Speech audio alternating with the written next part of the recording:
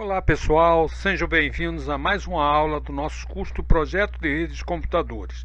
Nós hoje vamos falar sobre caracterização da rede. Como objetivo dessa aula, o aluno deverá saber o que é um mapa preliminar de redes, saber tratar os diversos aspectos para definir a topologia de sua rede, fazer estudos e saber os problemas relativos à disponibilidade e também em relação ao retardo. A bibliografia recomendada é Redes de Computadores, do professor Luiz Fernando Gomes Soares, e o livro Manual Prático de Redes, do professor Laércio. Nós estamos usando em nossas aulas a metodologia de top-down. Nesta metodologia, hoje, na primeira fase, estamos tratando da segunda etapa, que é a análise das metas e restrições técnicas da rede. Quando fizemos o levantamento de necessidades do cliente, identificamos prédios, filiais, localidades, devemos ter essa relação de departamentos. Com isso, conseguimos fazer uma figura muito simples, em que eu desenho, como vocês veem aí na transparência, os locais, colocando a informação do estado, país, cidade, prédio e outras informações macros. Este é o nosso primeiro mapa de redes. O mapa de redes, de maneira muito simples e resumida, deve conter informações geográficas, qual é o país, estado, cidade, camp, prédio, quais são as conexões WAN entre países, estados, cidades, prédios, andares, chegando muitas vezes até salas ou cubículos. Quais são as conexões de LAN, WAN entre prédios e entre campos?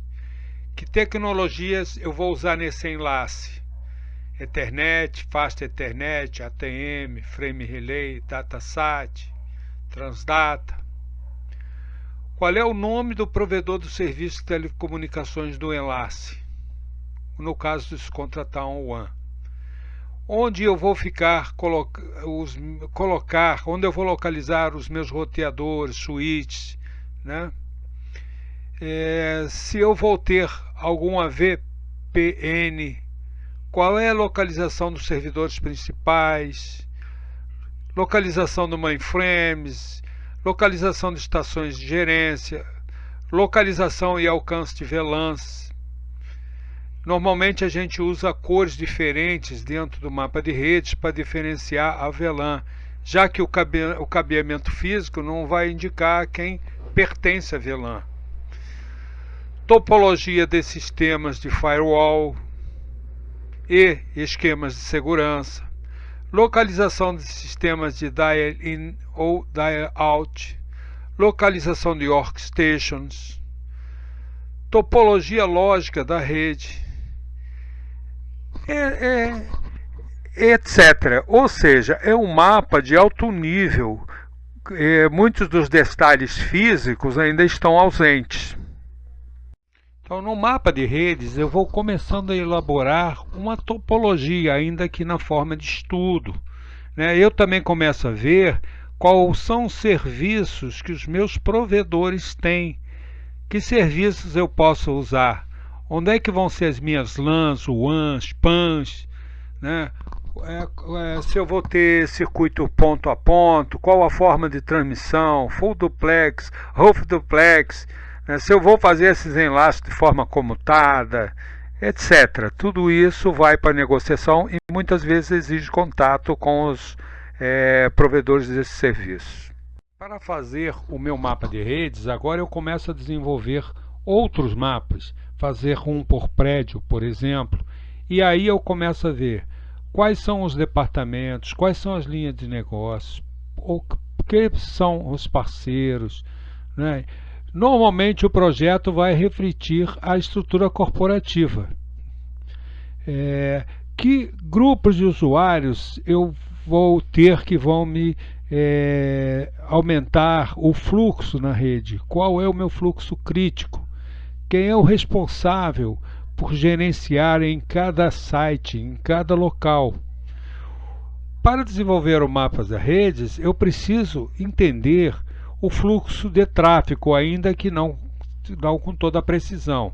Nós vamos ter uma aula só como determinar o tráfego, ainda neste curso.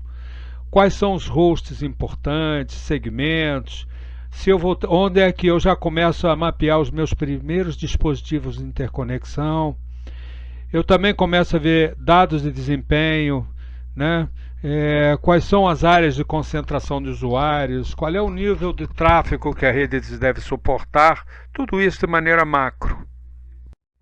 No mapa de rede já podemos desenvolver algum volume, alguma estimativa em relação ao tráfego. Para isso eu posso ver o produto que estou trabalhando, fazer uma planilha com cada produto, qual é o tamanho de caracteres que eu usaria para registrar esse produto, se fosse, por exemplo, num formulário, né?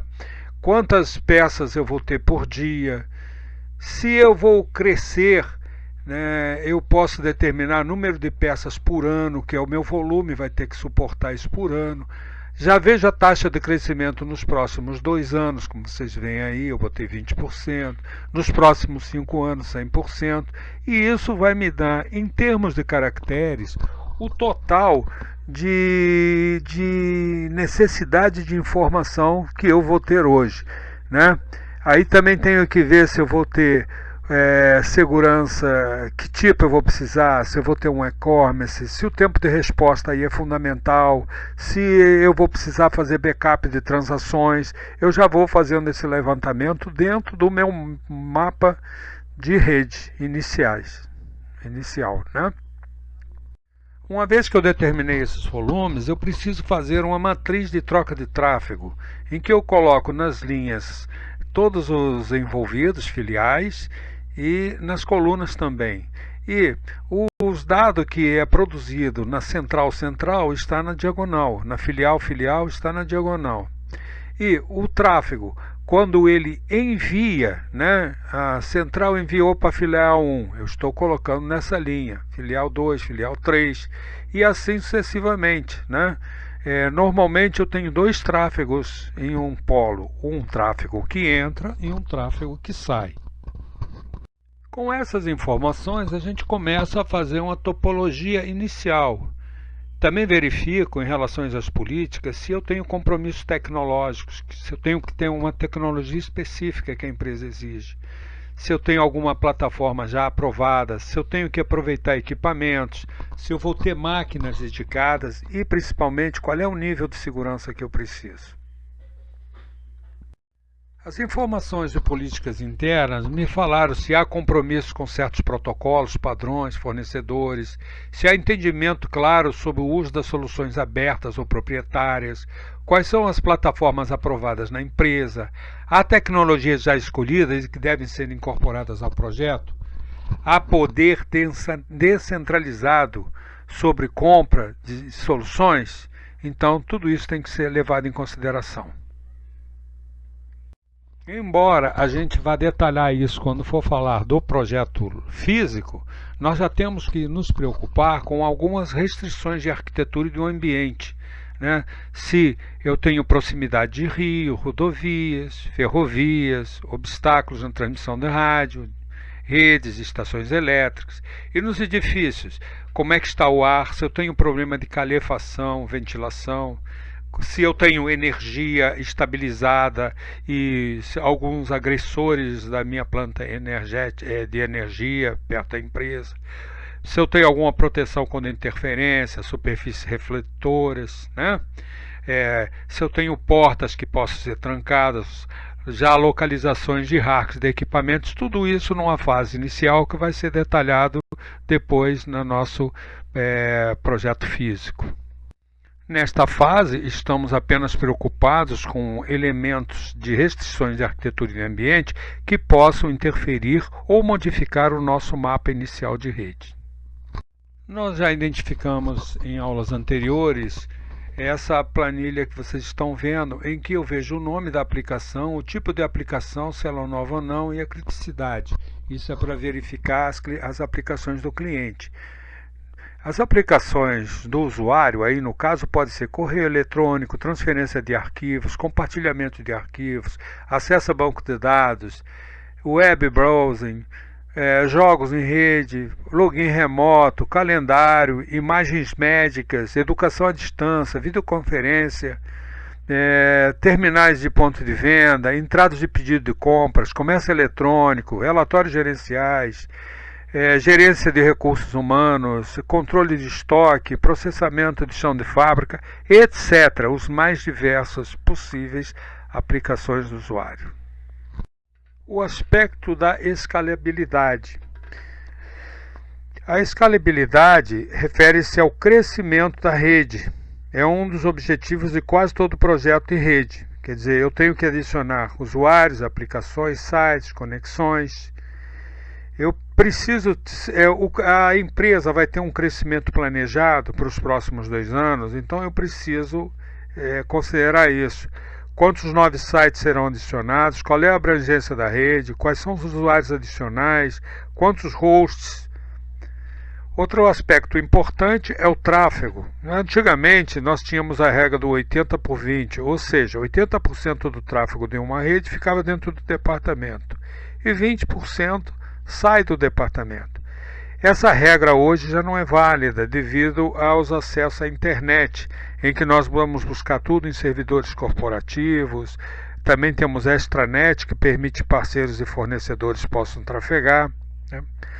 O mesmo tráfego departamental pode cruzar vários setores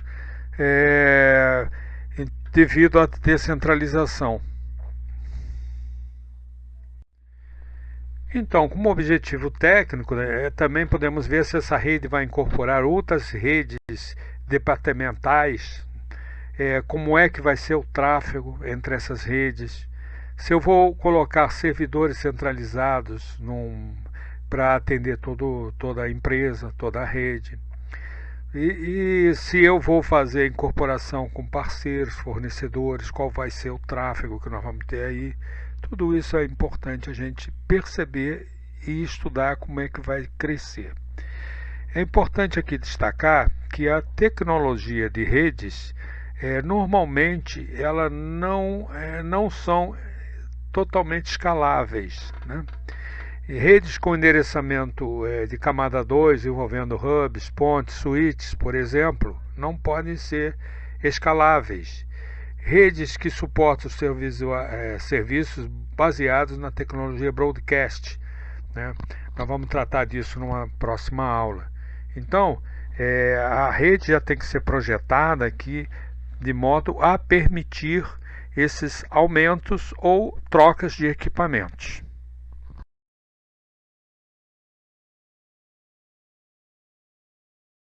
Um aspecto importante é a disponibilidade que nós vamos ter dessa rede. Disponibilidade é o percentual de tempo durante o qual a rede está disponível para os usuários. É expresso em percentual de tempo por ano, mês, semana, dia, hora. A disponibilidade muitas vezes é confundido com outros termos. Não devemos confundir disponibilidade com redundância, que é a adição de dispositivos ou caminhos duplicados para evitar tempo de inatividade. Ou confiabilidade, o termo amplo ligado à precisão, taxas de erro, estabilidade e períodos de tempo entre falhas. Capacidade de recuperação, a facilidade e intervalo de tempo no qual a rede se recupera de problemas. O projetista normalmente tem que extrair isso do cliente, porque nem sempre o cliente sabe especificar a sua necessidade de disponibilidade. Então, é importante extrair a meta de disponibilidade da rede pretendida. Para tratar a disponibilidade, temos 2 conceitos importantes, o MTBF e o MTTR. E eles fornecem períodos explícitos de tempos, né? E nós precisamos transformar isso num percentual. O MTBF, o Mean Times Between Files, é o tempo médio entre 2 falhas consecutivas. Isso é medido também em outros serviços, como eletricidade, gás, etc. O MTTR, Mean Time to Repair, é o tempo médio para a reparação do defeito. Esses dois tempos criam a regra de disponibilidade, que é o MTBF, sobre o MTBF mais o MTTR vezes 100. Esses dois conceitos permitem que a gente veja a disponibilidade da rede. A disponibilidade da rede, na realidade, é um percentual. Eu devo considerar como um parâmetro de desempenho da rede. No tratamento da disponibilidade, nós devemos saber qual é o horário crítico, ou seja, qual é o horário que a rede não pode parar de jeito nenhum. No caso de parar, qual é a ação de continuidade? Para fazer um bom tratamento da disponibilidade, eu preciso ter um sistema de registros em que eu vou parar cada interrupção da rede, em cada momento, em cada local que ela pare, eu vou anotar data e hora da interrupção e, quando voltar, data e hora da reativação. Também devemos anotar a causa da interrupção. Isso é importante. No caso de concessionárias, esse valor também é controlado e normalmente as concessionárias, principalmente as de telecomunicações, o cliente tem direito a créditos. A fim de ilustrar esse conceito, vamos considerar uma rede altamente confiável que eu tenho 400 horas de MTBF, ou seja, ela para entre cada 400 horas uma vez e ela fica parada 1 hora, é o MTTR. O MTTR é 1 hora. Então, a rede não deve falhar com frequência maior que uma vez a cada 4.000 horas, ou seja, a cada 166,67 dias. Uma vez ocorrida a falha, a mesma tem que ser corrigida 1 hora. Se eu calcular uma rede com essas características, eu tenho 4.000 sobre 4.001, que dá 0,9998, ou seja, 99,98% da nossa disponibilidade, que é uma disponibilidade boa. O problema é ver se essa hora que ele parou foi numa hora crítica, né? Isso tem que ser levado em consideração. Uma rede que está disponível 99,7% da semana, teoricamente é uma coisa muito boa, mas isso precisa ser analisado com mais cuidado. Isto significa que esta rede tem 30 minutos de inatividade por semana. Mas esses 30 minutos precisam ser analisados com cuidado. Por exemplo, os 30 minutos ocorrem no meio de um dia de expediente ou numa noite? Podemos ter uma manutenção programada ou uma confecção de backups, né? Num momento que não interfira com os negócios. Os 30 minutos ocorrem de forma ininterrupta ou são diluídos ao longo das horas da semana. O mesmo percentual é equivalente a uma inatividade de 10,8 segundos a cada hora. Para muitos aplicativos isso é possível, para outros não.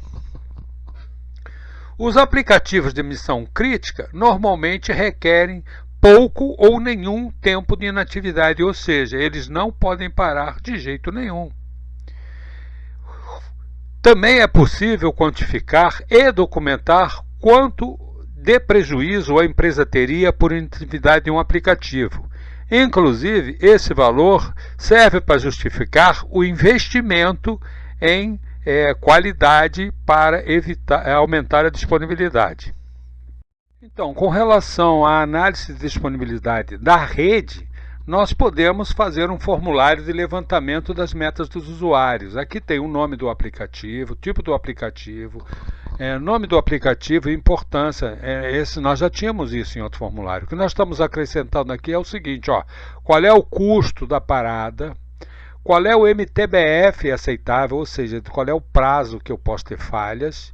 No caso de falha, qual é o tempo que eu tenho que recuperar. E vazão e retardo máximo, nós ainda vamos dar uma estudadinha nesta aula. mas já é uma matriz que já devemos começar a levantar. Muita gente confunde disponibilidade com confiabilidade, são conceitos diferentes.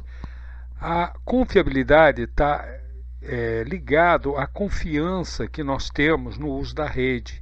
Então envolve taxas de erro, disponibilidade, estabilidade do sistema, segurança, acesso, etc. A disponibilidade refere-se a percentual de tempo. É claro que é um parâmetro importante no conceito de confiabilidade. A tabela apresentada está ligada à disponibilidade. Podemos tomar como referência de confiabilidade o uso da disponibilidade, embora já saibamos que confiabilidade é muito mais que isso. Então, 95% quando eu tenho uma parada anual de 438 horas. Mensal, semanal, diária, está tudo aí. Se eu tiver disponibilidade de 99,5%, está aí o número de horas permitidas. 99,95%, 99,98%, é quase que parar praticamente 2 horas por ano, né? 99,99%, praticamente 1 hora por ano. Então, isso aqui me mostra e também serve para nós definirmos as qualidades de serviço dos nossos provedores. Como referência, nós temos os seguintes valores. 95% só serve para testes ou protótipos, ou seja, é muito ruim. A maioria dos sistemas opera com 99,95% de disponibilidade, ou seja, 5 minutos de downtime por semana, que permite alguns transientes ou até uma parada um pouco maior por mês. 99,98% é o que normalmente nós temos nos nossos sistemas com relação à sua missão crítica. 99,99% é o limite que a tecnologia atual nos permite e normalmente nos é cobrado mais pelos prestadores de serviços que trabalham com essa disponibilidade. Também na contratação podemos impor multas pesadas se isso não for atendido. O custo do tempo parado é para a gente ter uma ideia de quanto dinheiro a empresa perdeu e também serve para justificar investimentos em novos projetos. O tempo de resposta, no final de tudo, é o que o usuário quer, né? É o que o usuário precisa. O usuário final não está preocupado com conceitos que nós ainda vamos ver aqui, tipo delay, jitter, vazão, beer, capacidade da rede. Para eles, apenas me interessa a quantidade de tempo que eu levo para receber a resposta de um sistema e da rede a uma solicitação minha, e ficam muito frustrados quando esse tempo é longo. O tempo de resposta deve ser sempre mantido dentro no limite de 100 milissegundos. A partir daí, o usuário começa a perceber. No caso de aplicativos de massa, transferências de longos arquivos, páginas web, admite-se um tempo próximo de 10 a 20 segundos, não mais que isso. Aliás, 20 segundos hoje já é crítico. Eu posso realizar testes do ponto de vista do usuário, verificando, por exemplo, o tempo de inicialização da estação, o download de um arquivo padrão, quanto tempo leva para carregar uma página web que está dentro da minha tabela de HCP ou fora. Qual é o tempo de resposta a serviços básicos da rede, tipo de HCP, DNS e outros. O tempo de retardo ou latência, que é o tempo de atraso na informação, pode acontecer, aliás, acontece devido ao meio. Normalmente consideramos 2/3 da velocidade da luz, nossos cálculos, tráfego nos roteadores, o processamento no computador do cliente, o processamento no computador do servidor e muitas das coisas também do processamento nos roteadores. Bom, o retardo ele é o atraso sofrido por uma estrutura a ser entregue de um ponto para outra na rede. Normalmente a gente chama isso de delay. Mas pior que o delay é a variação do retardo, quando esse retardo não é constante. Nós chamamos esse conceito de jitter. Quando o retardo não é constante, produz consequências ruins, principalmente quando trabalhamos com multimídia. Aplicativos interativos demandam de um retardo mínimo e constante, ou seja, voz, vídeo, telnet, etc. O meu jitter tem que ser muito pequeno, a variação do retardo tem que ser insignificativa. As causas mais comuns do retardo são velocidade finita nos meios de transmissão. Por exemplo, para satélites eu gasto 270 milissegundos. Cabos terrestres, 1 milissegundo a cada 200 quilômetros. E o tempo para colocar os dados no meio, né? Isso está ligado à velocidade da linha e ao volume de dados. O tempo da comutação dos pacotes, ou seja, a latência em pontes, switches, roteadores e outros dispositivos que eu posso encontrar pela rede. O tempo perdido nas filas, nos roteadores, crescentemente, exponencialmente em função da utilização, depende das filas. Temos também tempo devido aos protocolos, por exemplo, de transporte, né, que tem sua forma de trabalhar específica. Então, a título de exercício, colocamos aí a transmissão, o retardo simples, considerando um satélite. O satélite está a 13 mil quilômetros da Terra. Então, a distância percorrida para ir ao satélite e voltar é de 72 mil quilômetros. Se nós considerarmos 2/3 da velocidade da luz, ou seja, 200 mil quilômetros por segundo, e aplicar essa equação da física, E igual a VT, eu vou chegar que o tempo necessário para isso aí é de 0,36 segundos, ou seja, 360 milésimos de segundo. Eu também posso ter o retardo devido às colisões, principalmente em tecnologia Ethernet, né? Então eu tenho aqui um barramento de 1 km, esse vermelhinho é a barra reflectora do barramento, do sinal. Então, eu tenho um barramento de 1 km, um computador coloca um sinal. Então a distância percorrida é para ir e voltar do barramento, né? Com a velocidade de 200 mil km por segundo, aplicando a mesma equação que nós aplicamos na transferência anterior, eu vou ver que para eu identificar uma colisão, eu levei 100 1 sobre 10 elevado a 5 do segundo, ou seja, 0,00001 segundo. É um tempo imperceptível, mas se nós considerarmos com várias máquinas, começa a ter um valor significativo. Outro aspecto é o tempo da transmissão. Por exemplo, se eu tenho um pacote de P bits e um canal de C bits por segundo, o tempo de transmissão vai ser P sobre C segundos. Então, se eu tenho um tempo de 1024 bytes num enlace de 2 megabits, o tempo de transmissão, eu teria que fazer a conta, né? Passar isso para bit, então 2024 vezes 8, eu levaria aí 4 milissegundos. O tempo de chaveamento nos switches, nos pacotes, em geral, é de 10 a 50 milissegundos por pacote transmitido. Digo, de 10 a 50 microsegundos por pacote transmitido, dependendo do tráfego. O tempo de chaveamento no roteador é mais alto que no switch, né? Porque ele depende da fila. Então, eu coloquei esse gráfico aí que mostra o tempo de resposta em relação à utilização no roteador, né?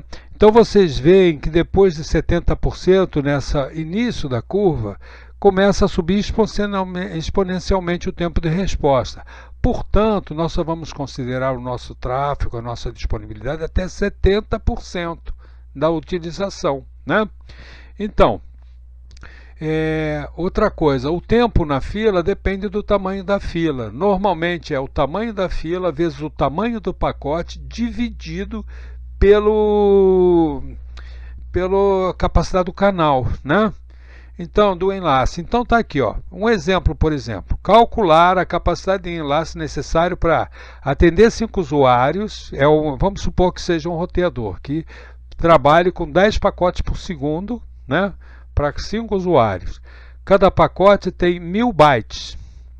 E o atraso, eu quero um atraso máximo de 40 milissegundos. Não quero mais que 40 milissegundos. Então eu posso calcular, ó, qual é a taxa qual é a minha canalização, de quanto tem que ser o meu C. Então está aqui. 5 vezes 10 dá 50 pacotes por segundo. 50 vezes 1000 vezes 8, que dá o tamanho em bits, dá 40 mil bits, né, 400 mil bits em 40 milissegundos. Então eu aplico o enlace vezes 40 milissegundos, tem que dar 400 mil bits. Se eu fizer a conta, eu vou chegar que eu tenho que ter um canal de 10 megabits, eu tenho que ter uma disponibilidade de 10 megabits.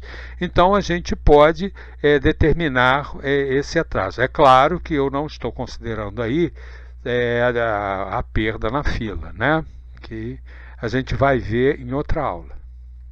Alguns elementos importantes que podem complicar, aumentar o jitter são, primeiro, a tecnologia Ethernet. Normalmente, 40% de perda por causa de colisões. Então, a utilização máxima é de 40%. A maioria dos projetistas trabalha com 35% para considerar de tráfego efetivo, né? E nos enlaces normais, tipo FDDI e outros, a gente trabalha com 70%. Porque os roteadores, eles no tempo, vejam esse gráfico, no tempo de resposta e de utilização, depois de 70%, eles começam a saturar, ou seja, ele começa a aumentar muito o tempo de resposta. Então nós devemos considerar até 70% dos enlaces. Uma maneira de nós tratarmos o retardo e a variação do retardo, né, a maneira mais comum é medir o delay e o jitter. Eu vou documentando o tempo de ida e volta, né, round trip time, obtidos pelos envios de ping em relação aos nossos roteadores ou a qualquer outra máquina.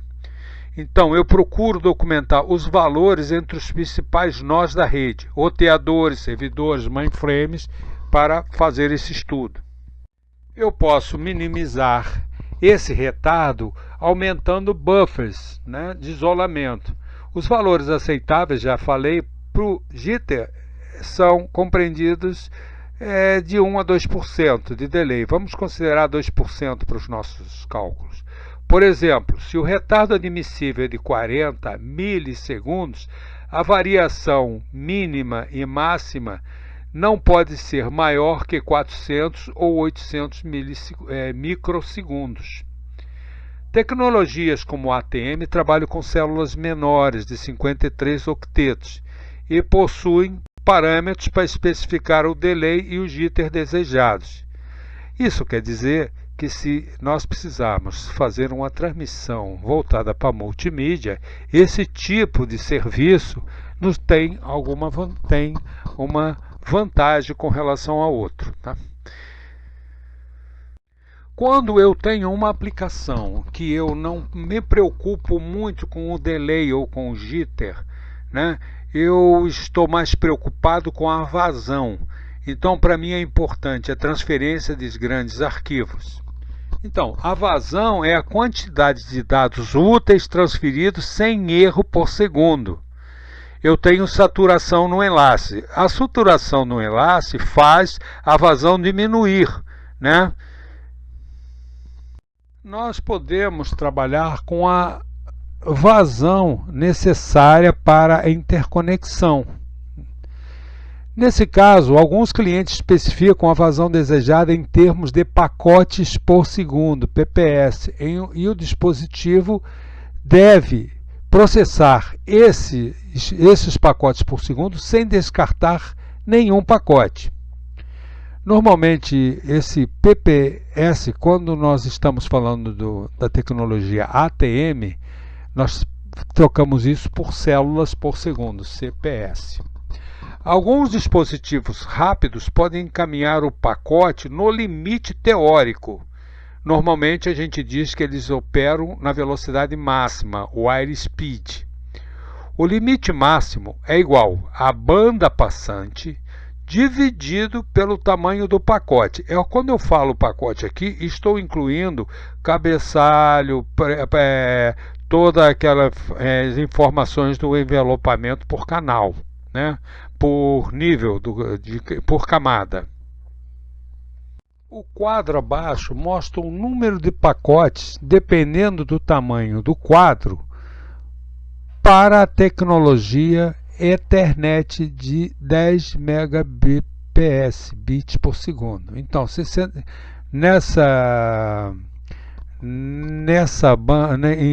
PPS máximo para a Ethernet, para um quadro de 64 bytes, daria 14.880 pacotes. 128 daria 8.445 pacotes, etc. Então, nós podemos fazer o seguinte cálculo aí. Ó. Isso aí seria um roteador Cisco Catalyst de 5000, que pode rotear 30 fluxos Ethernet de 10 megabits por segundo. Bom, se eu tenho um pacote de 64 bytes, o roteador vai operar como?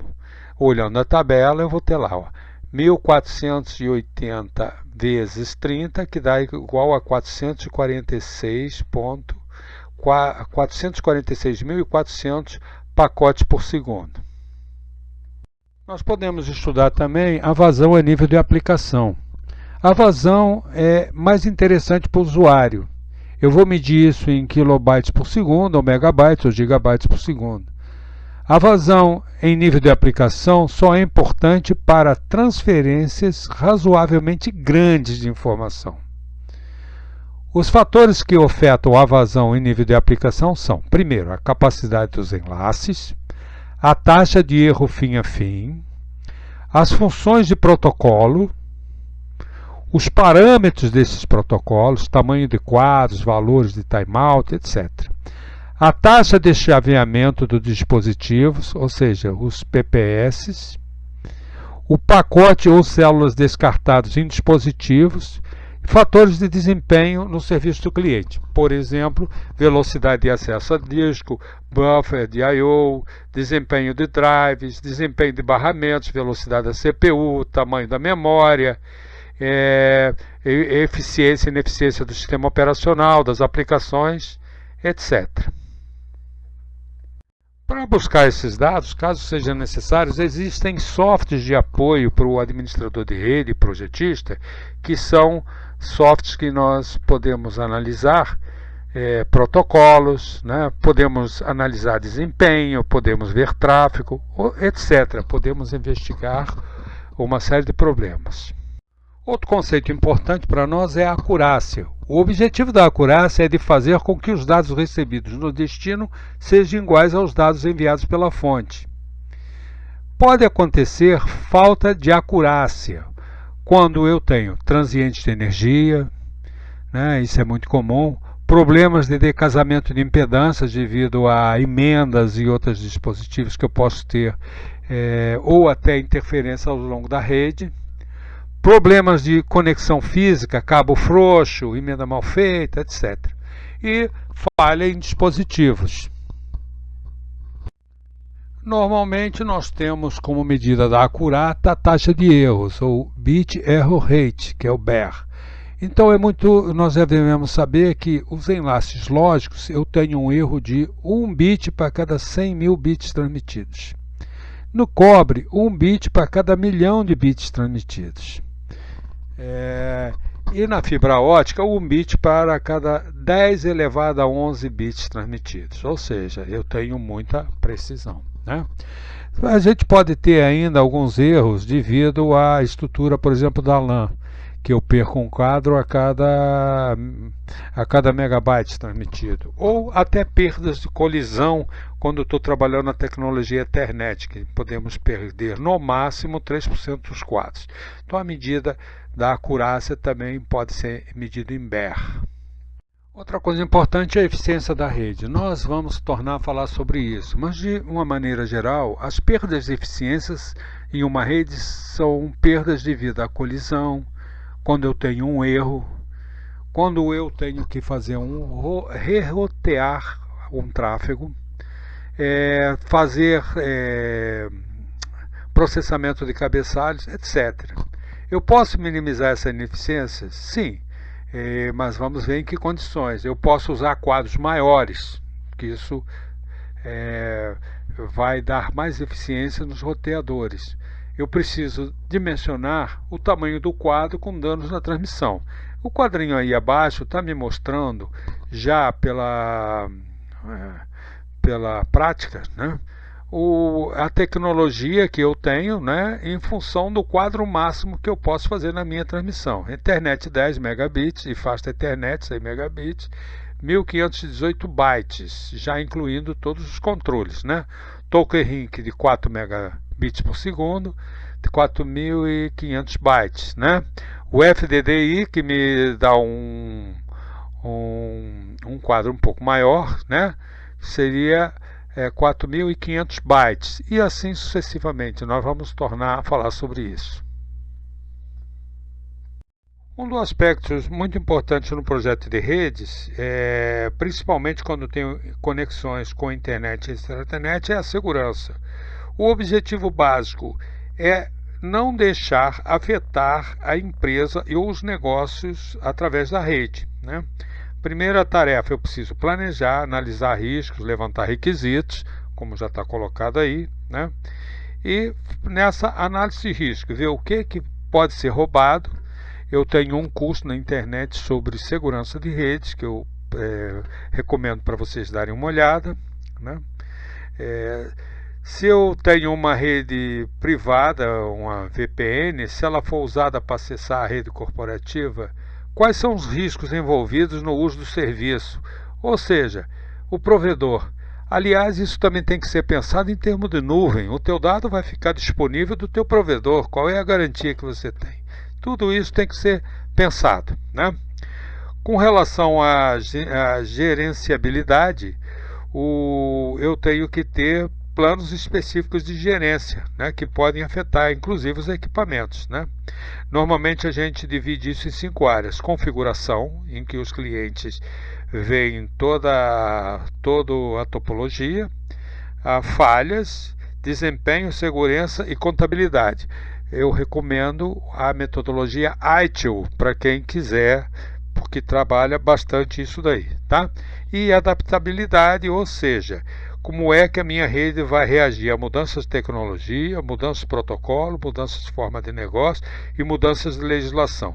Ou seja, quais são os aspectos importantes. Isso tudo tem que ser discutido para fazer o nosso primeiro mapa de redes, que vai depois partir para o modelo lógico, para o projeto lógico. Com isso, chegamos ao fim de nossa aula. Não esqueça de baixar o material e fazer os exercícios. Se você gostou desse vídeo, recomende para os seus alunos, para os seus amigos e se inscreva no canal. Até a próxima aula.